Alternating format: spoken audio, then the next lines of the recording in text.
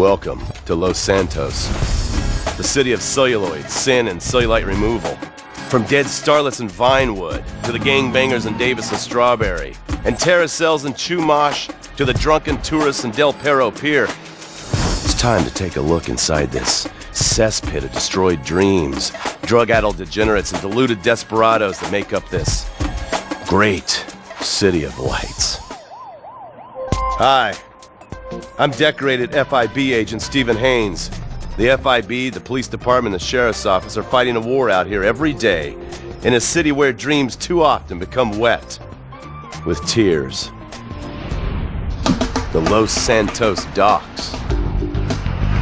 This is where it all begins. The second largest port in the world, the great orifice of American capitalism.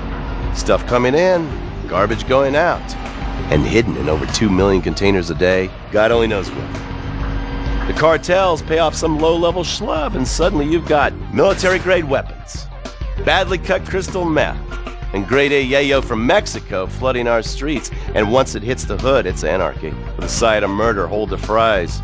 Or maybe the Chinese are slipping some of our high-security weapons systems in with the recycling, and we're giving up our national security for nothing? Who knows? Who cares? As long as the financial party continues, we'll just keep picking up the pieces. A word to the wise, kids. Never use PCP.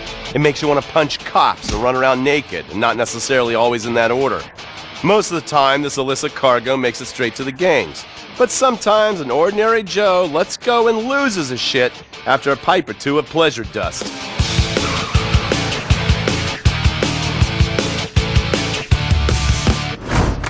The Vagos, bloodthirsty Chicanos with a predilection for pain, papaya juice, and spicy plantains. They're one of the largest Mexican street gangs in the city, with rumored connections to several major mafias. While half the battle out here is fought with guns, the other half is with informants. Sometimes you need to become the bad guys to bust the bad guys. All right, guys, let's go. When the Ballas and the families aren't shooting each other, they're selling the dope that the junkies are shooting into their veins. The families love sports almost as much as they love banging. Flashy, arrogant, competitive, and aggressive, they are lifelong bitter enemies of the Ballas. Wearing the colors of the feud or the corkers, the families call themselves Gang Green. Of course, like all families, they love a good squabble. Subdivided into sets, such as the Chamberlain Gangsters or the Carson Avenue set, it turns out the families love shooting each other almost as much as they love shooting Ballas. Now, the LSPD have had many run-ins with various family sets over the years. With the Ballas, the FIB take a more community outreach approach. Hey guys, stay out of trouble now. Suck my Steve Haynes.